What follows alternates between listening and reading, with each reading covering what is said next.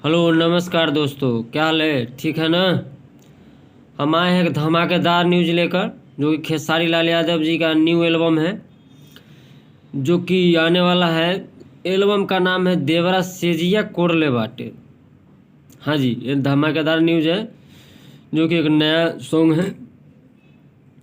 इस song album का नाम है देवरा सेजिया कोडले बाटे, जो कि ये गाने को गाए हैं खेसारी लाल यादव जी, और ये गाने को लिखे हैं श्याम देहाती जी और आज़ाद सिंह जी, और इस गाने को म्यूजिक दिए हैं शंकर सिंह जी।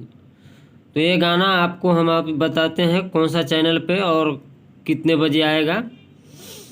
तो ये गाना आपको शिवा फिल्म्स इंटरटेनमेंट चैनल पे देखने को मिलेगा, जो कि नया चैनल है भोजपुरी में। खेसारी लाल यादव जी का पहला गाना आने वाला है।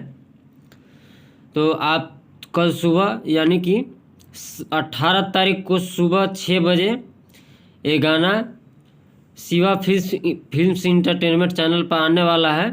तो जाके चैनल सब्सक्राइब कर लीजिए, और आपको धमाकेदार करने के लिए कल सुबह 6 बजे तैयार रहिएगा खेसारी लाल यादव जी की आवाज़ में। ये गाना आपको ज़बरदस्त रिस्पांस मिलेगा। गाना बहुत बढ़िया है खेसारी लाल यादव जी की आवाज़ में।